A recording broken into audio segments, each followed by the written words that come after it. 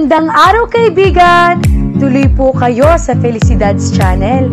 Sa mga kwento ng buhay at pag-ibig na hinalukay sa natatagong baul ni Felicidad. Pero bago po tayo magpatuloy, huwag niyo pong kalilimutan na i-like ang video, i-subscribe ang channel, at i-click ang notification bell para lagi kayong updated sa mga parating pa na upload.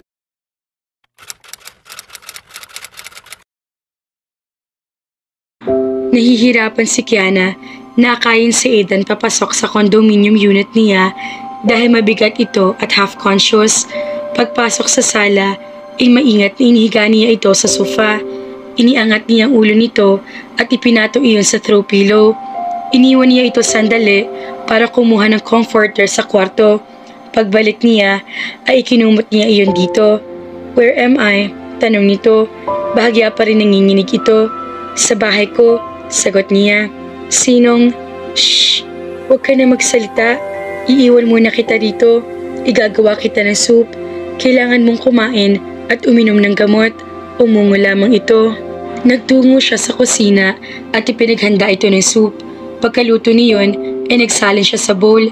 Iniligay niya iyon sa isang tray kasama ng isang basong tubig bago siya bumalik sa sala. Pinakain niya si Aidan at saka pinainom ng gamot. Pagkalipas ng ilang sandali ay nakatulog na ito. Pinagmasdan niya ito habang mahimbing na natutulog. Bahagya na bumaba ang temperatura nito at huminto na rin ang panginginig nito. Nakahinga siya ng maluwag. Bahagya siya napangiti dahil parang bata ito kung matulog. Pero kahit may sakit siya, ang lakas pa rin ang karisma nito. Nahuhulog na nga bang loob niya rito? Sasaktan lang ulit niya ang kanyang sarili kapag hinayaan niyang mangyari iyon. Pero mas masasaktan yata siya kapag hindi siya napansin ito. Paano niya pipigilan ang emosyon unti-unting nabubuhay sa puso niya para dito? Mabigat ang ulo ni Aidan pero mabuti-buti ng pakiramdam niya. He suddenly became aware of the unfamiliar surrounding. Pagbaling niya ay nakita niya si Kiana na natutulog sa pang-isahang sofa. Nakabukas ang lampshade kaya nagawa niya itong pagmasdan. Hindi niya maipaliwanag ang damdaming pumuno sa dibdib niya sa kaalamang inalagaan siya nito. Wala pa nakagawa ulit ng ganoon sa kanya. Nang nagdaang araw, umaga pa lamang ay hindi na maganda ang kanyang pakiramdam pero sinikap pa rin niyang pumasok sa opisina. Marami siyang kailangan gawin kaya pinagwalang bahala niya ang masamang pakiramdam. Ang akala niya ay mawawala rin iyon pero kinagabihan ay lalong tumaas ang lagnat niya. He thought he could drive himself home but he was too weak and his head was throbbing. So, he decided to stay for a bit. Noon niya na-realize na wala siya matatawagan na iba para mahinga ng tulog. Nag-out of town si Ramil. Nang magring ang kanyang cellphone at makitang tumatawag si Kiana ay hindi na siya nagdalawang isip na tawagan ito. Hinaplos niya ang isang pesngin nito. Kay sarap sa pakiramdam na inalagaan siya nito. Her ex-boyfriend must be insane to let go of a woman like her. Pinagsawa niya ang kanyang mga mata sa pagtitig sa mukha nito. Naisa na niyang kargahin ito at dalhin sa kwarto nito pero nanghihina pa siya. Gusto rin sana niyang gigisingin ito at palipatin para maging mas komportable ang pagtulog nito pero nagdalawang isip siya. Sa halip ay kinumot na lamang niya rito ang comforter niya. He smiled when he heard her snore a little. Inilibot niya ang tingin sa kabuuan ng bahay nito. Nakuha ang atensyon niya ng mga paintings na nakasabit sa dingding sa likuran nito. Animo, may nag-udyo kay Kiana na gumising kaya dumilat siya. Umaga na pala. Hinanap ng mga mata niya si Aidan, ngunit bakante ng sofa na hinigaan nito na nagdaang gabi. Tumayo siya at hinanap ito. Sa balkonahin niya nakita ito at nilapitan niya ito. "Okay ka na ba?" tanong niya. Humarap ito sa kanya. Blanco ekspresyon ng mukha nito. "Bakit nandito mga paintings na yun?" Hindi agad siya nakapagsalita. Ngaling-ngaling batukan niya yung sarili dahil nawala sa isip niya makikita nito ang mga paintings kapag dinala niya ito sa kanyang bahay. "I brought them here." Nangihinayang kasi. "Dinala mo rito na hindi sinasabi sa akin?" He was obviously mad about it. Hindi pa rin niya maintindihan kung bakit, pero hindi siya papayag na mapagsabihan ito. "Ipinatapon mo na mga yun, diba? Ibig sabihin, itinapon mo na rin ang karapatan mo sa mga yun. Like I've said, nanghinayang akong tuloy mabusura ang mga iyon. Magaganda pa naman ang mga iyon. Kahit sino makakita nun sa basurahan, sigurado akong kukunin din at hindi susunugan gaya ng utos mo." Bumuntong hininga ito.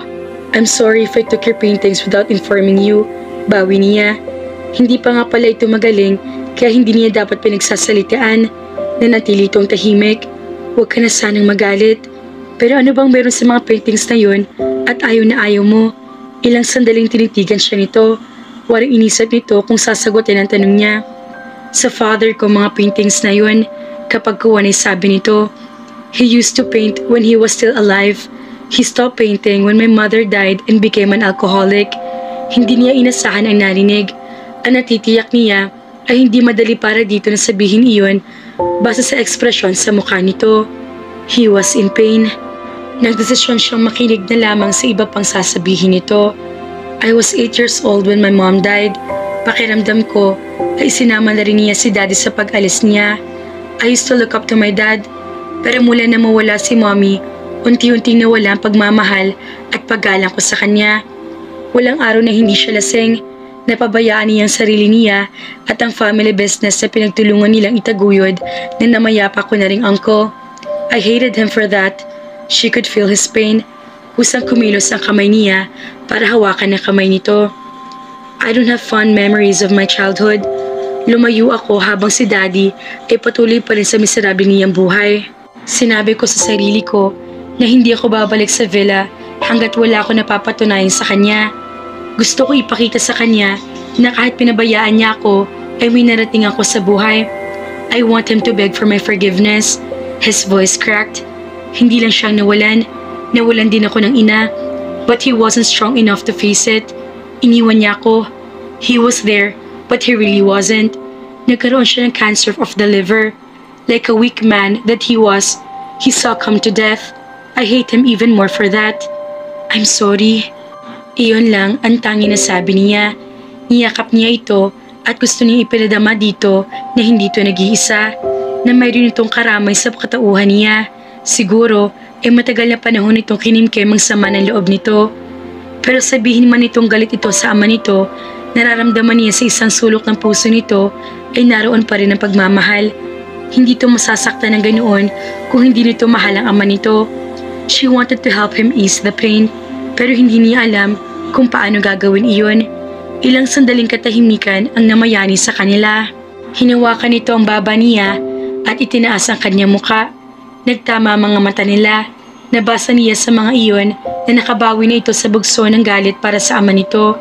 What she saw in his eyes were new emotions she couldn't name. Nangilid ang luha niya dahil masaya siya para dito. Please don't cry, paana sasabi nito. Unti-unting inilapit ito mukha sa mukha niya. Bumilis ang tibok ng puso niya. She knew what he was about to do. Pero sa halip na lumayo ito, ay nanatili siya sa kanyang kinatatayuan. She angled her face so she could meet his lips. She closed her eyes. Noon naman biglang tumunog ang cellphone nito. Automatic kung dumilat siya. Ito ang unang naka-recover, kaya itong unang dumistansya. He murmured an apology before he left to take the call. Napakagandang timing ng tawag na iyon. Naghihimutok na sabi niya. Pagkagaling sa trabaho, ay pagluluto agad ang inisikaso ni Kiana. Muntik pa siyang mapaso ng mainit na sabaw na isali niya iyon sa isang bowl. Kanina, pagkatapos makipag-usap ni Aiden sa telepono, ay nagpaalam na ito. Sinabihan niya magpahinga na lang ito, pero duda siya kung sinunod siya nito, lalo na't mukhang urgent ang pakay ng caller nito. Pagkaluto, ay naghanda ulit siyang umalis. Pagkalipas na 20 minuto, ay nagpa-park siya sa isang basement ng building ng opisina ni Aiden. It was already past the working hours, kaya ilang tao na lang ang naabutan niya roon. Hindi nga siya nagmadaling nandoon pa ito nang tanungin niya sa security guard kung nandoon pa si Aidan. Pinapasok siya ng gwardya. Tumuloy siya sa pakay ng opisina. Pinaupo siya ng sekretarya ni Aidan dahil nasa meeting pa raw ito. Maingat ay binaba niya ang pagkain dala niya para kay Aidan. Sigurado siyang hindi pa ito kumakain. Pagkalipas ng ilang sandali ay may isang babaeng umupo sa tabi niya. Napakaganda at napaka-elegante nito. Na magtamang kanilang mga mata ay nginitian siya nito. Hindi niya naiwasang makaramdam ng pagkaalangan dito. Sino kayang hinihintay nito? Malakas ang pakiramdam niyang hindi ito nagtatrabaho roon. Pagkalipas ng ilang minuto ay lumabas na sina Aiden at Ramil. Tumayo siya mula sa upuan pero naunahan siya ng babaeng makalapit kay Aidan. Lumapit at yumakap dito ang babae. Mukhang hindi ito na sorpresa makita ang babae dahil sa mainit na pagtanggap nito. May hatid na kurot sa dibdib niya ang tagpong iyon. I know I'm a bit early for our dinner, but I can't wait to see you. Masayang sabi ng babae. Nanliit siya. Pagsasayang lang ng oras ang pagdadala niya ng pagkain para kay Aidan. Bakit ito pipiliin ang luto niya kung mas masarap na pagkain na makakakain nito sa restaurant na pupuntahan nito at ng babae? Ilang sandali ang lumipas bago napansin nito ang presensya niya. Pinilit niyang ngumiti at kung nagulat man ito at pagkakita sa kanya, ay saglit lang niya ito nakabaka sa mukha nito. I just dropped by to... Hindi niya masabi rito na dinalhan niya ito ng pagkain, not in front of that woman. Ipinapatanong kasi ni Andy kung nakaready na yung papers na kailangan niya. Pagsisinungaling niya, mabuti na lamang at nabanggit sa kanya ni Andy na may kailangan itong dokumento. Kung hindi, ay wala na siya maidadahilan. Si Ramel ang sumagot, I'm sorry for the delay. I will deliver it myself in your office tomorrow. Tumango siya at saka tinignan si Aidan. I hope you're okay now. I am. Thanks. Wika nito. Napalunok siya. Kung ganoon, ay wala na palang dahilan para magtagal siya roon. Mabilis siya nagpaalam dito at dali-dali nagtungo sa kanyang kotse. Stupid, stupid, stupid. Mahina pero maraing sabi niya sa sarili. Hinampas pa niya manibela. May naramdaman pa rin siyang kurot sa kanyang puso. Hindi sumagi sa isip niya na may nobya na sa Aidan. Sinabi na nga ba at dapat niyang pigilan ang nararamdaman niya para dito. Tuloy inasaktan ulit siya. Hindi na siya nadala. Ang konsuelo na lang niya ay hindi alam ni Aidan ang lihim na pagtingin niya rito. At least sa pagkakataong iyon ay na-save pa rin ang kanyang pride. Hindi niya makakayanang sabihan ito ng harap-harapan na hindi ito masusuklian ng pag-ibig niya. Pag-ibig na nga ba yan? Umungos siya. Alam niya ang sagot sa tanong na iyon. She wouldn't be doing all those things kung hindi yun ang nararamdaman niya. Bigla niyang naisip ang pagkaing dala niya. Nakalimutan niya iyon sa opisina ni Aidan. Okay lang sana hindi niya balikan iyon, pero mayroon siyang inipit na note doon at nakalagay pa ang pangalan niya. Baka kung sino makakuha noon. Nagpalipas muna siya ng ilang sandali bago siya bumaba ng kanyang kotse at bumalik sa loob ng gusali. Hindi na niya makita ang hinahanap niya. Nang tanungin niya ang security guard, sinabi nito na kapaglinis ng utility roon kaya baka naitapon ang pagkaing dala niya. Nakahinga siya ng maluwag. At least, hindi iyon nakita ni Aidan. Nilingon ni Kiana si Ursil na sikuhin siya nito na mahina. Inginuso nito ang pagkain niya sa pinaglalaroan lang niya. Kung ayaw mo, pwede bang akin na lang yan? Tanong nito. Itinulak niya ang plato sa harap nito. Ano naman ngayon ang drama natin sis? Sabi nito. Parang hindi ako updated sa iyo ah. Sige na, sabihin mo na. Sumubo ito ng pagkain. Bumutong hininga siya bago nagsalita. Mahirap pa akong mahalin? Pinaikot ito ang mga mata nito. Hay nako, ilang beses mo na itinanong sa akin yan, ano ba? Ilang ulit ko bang sasabihin sa'yo na napakaswerte ng mga lalaking minamahal mo?